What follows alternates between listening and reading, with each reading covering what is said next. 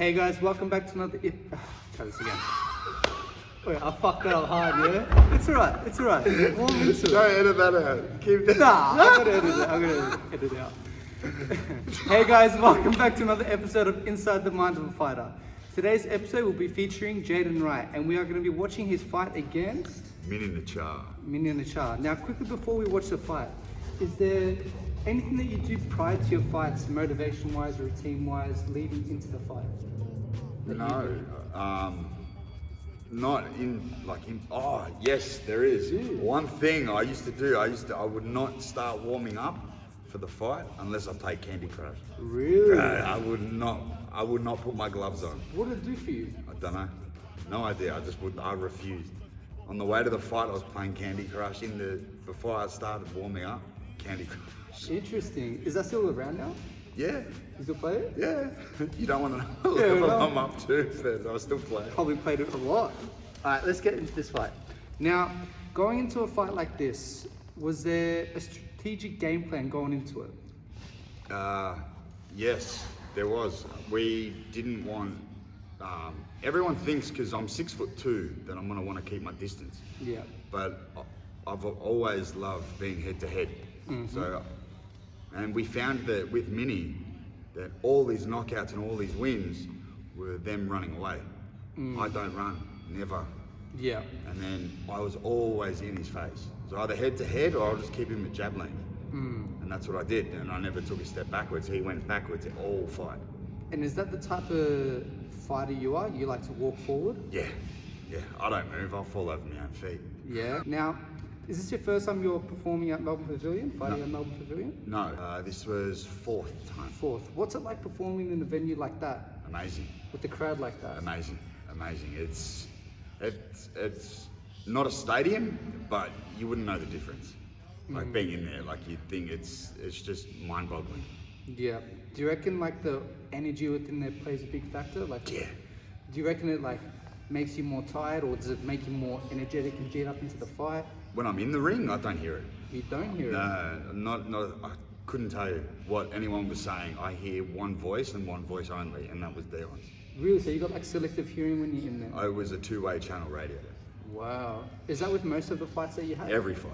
Like he could have just, it was like he was playing a Nintendo and just pressing a button. I did exactly what he said the instant he said it. Wow. So you can't even hear, like, say for example, your XFC family or your family in general? Like no, I can't hear anything. Once I've crossed those ropes, I hear nothing but him. Is it like a mental switch for you, or like a switch for you? It came with experience.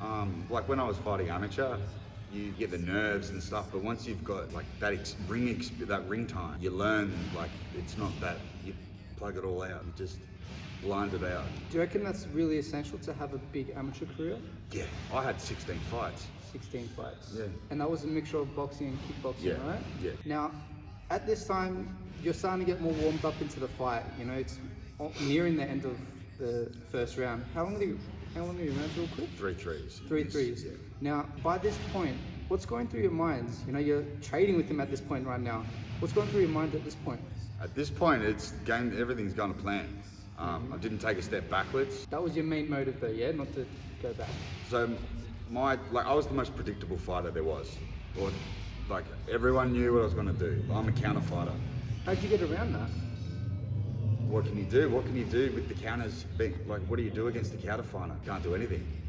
Because Deon trained me I was just programmed. You hit me in a certain spot, I'd hit you with a certain punch before your hand got back to your face. Or one thing I was known for, and then I never ever checked a kick. Never. Ever. Not once. I never checked a kick. What's that due to? I just never checked. Checking. See.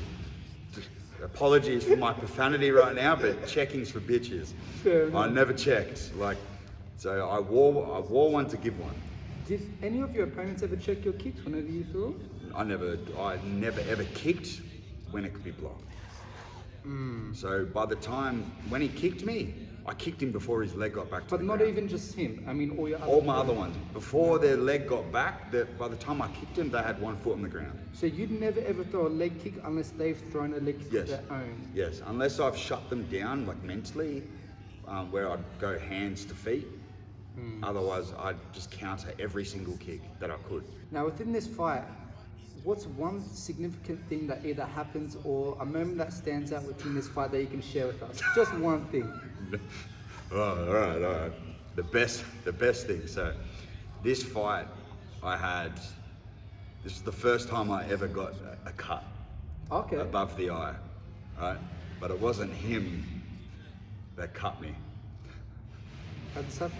I punched myself in the face. Get fucked. And I challenge anyone to watch this fight, that watches this fight, to look for it.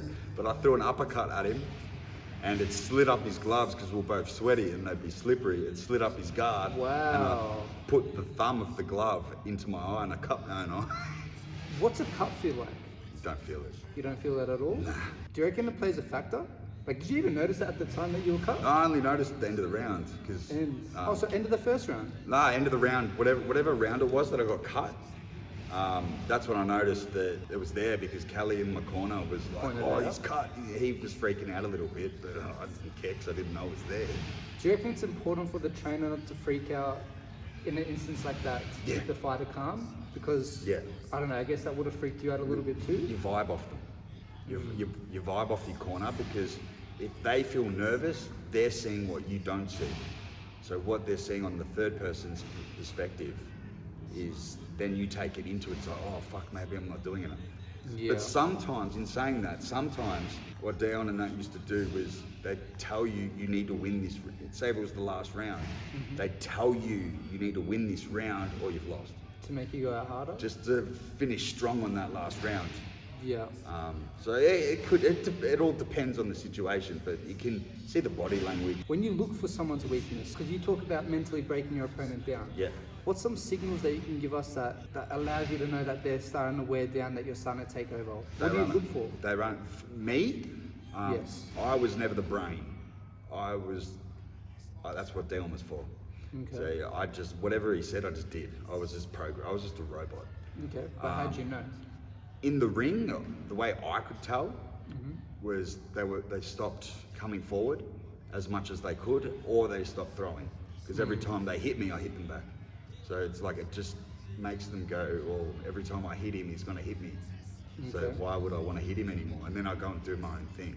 When you're in the corner, either before the rounds or like just before the round starts, is there anything that you look for body language-wise when you're from afar and across the ring? Eye contact.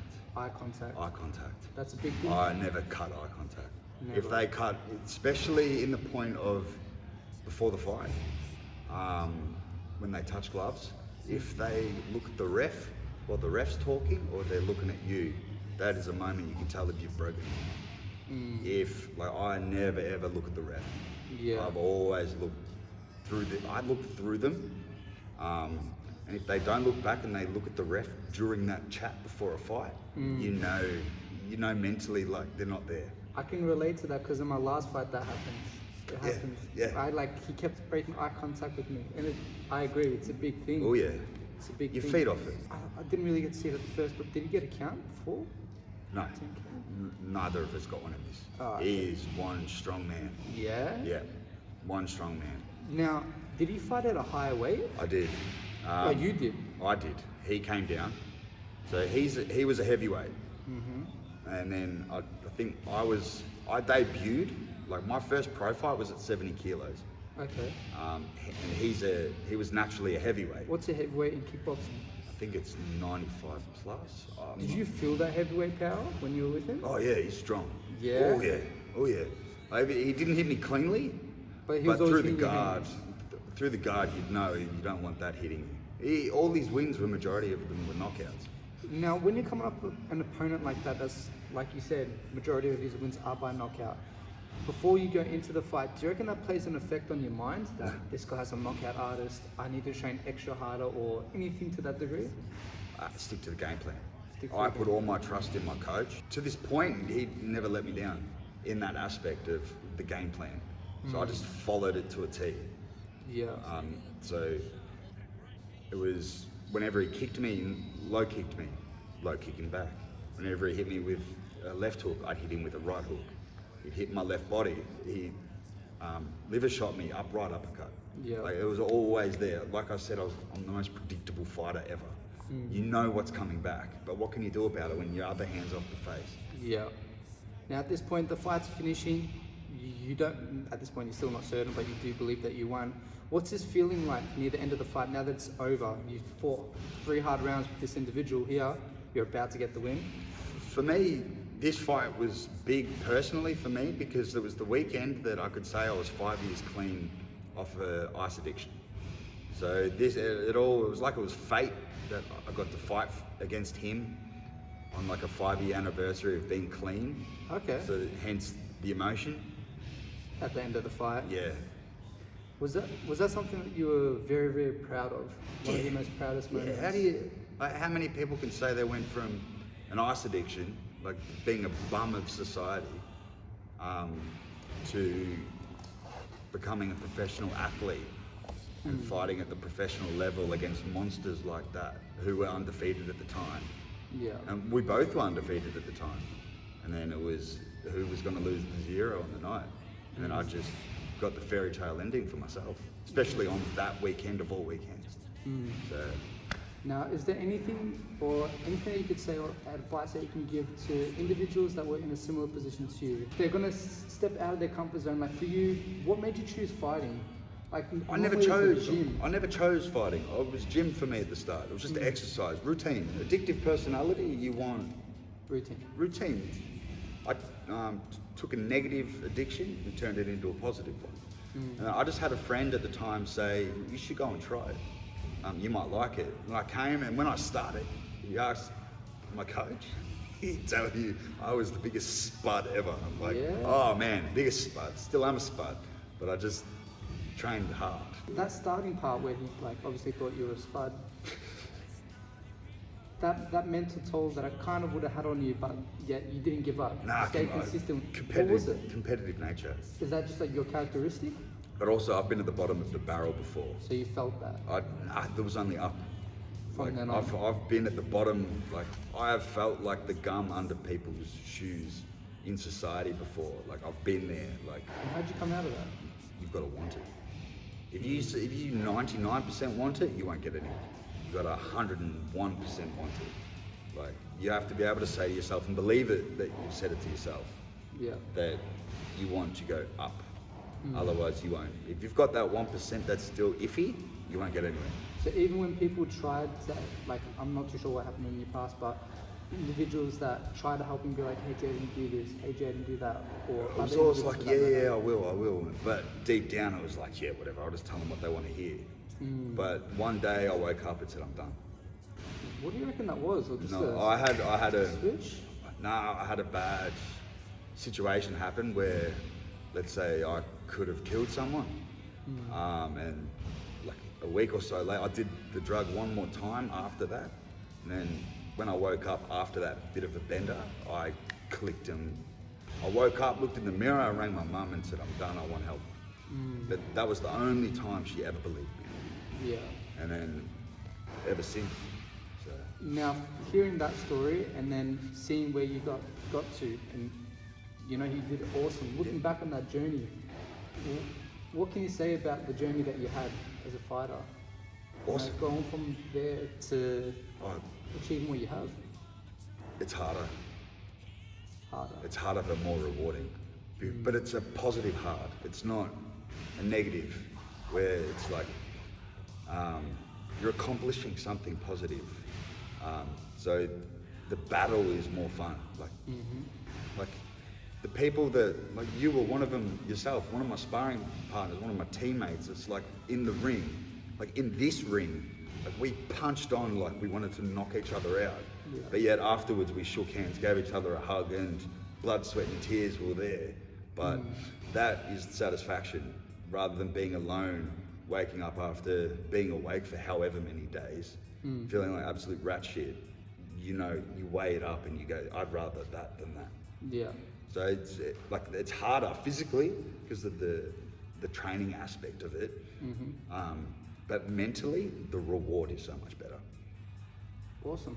Well, guys, that's been the episode on Jayden's. Is there anything else that you want to quickly say, or that's everything? Pretty much, you can achieve anything. Like, I'm finished now. Like, I had a 3-year break. I came back, won another title, and then I retired. But you can achieve anything you want to achieve if you put your mind to it. So don't give up and think because you feel at rock bottom, there's nowhere else to go. There's only up from there. Awesome. Well, guys, I hope you enjoyed that. Those individuals that could relate to Jayden's story, I hope you're motivated and can gain something from that. Other than that, I hope you guys have an amazing day.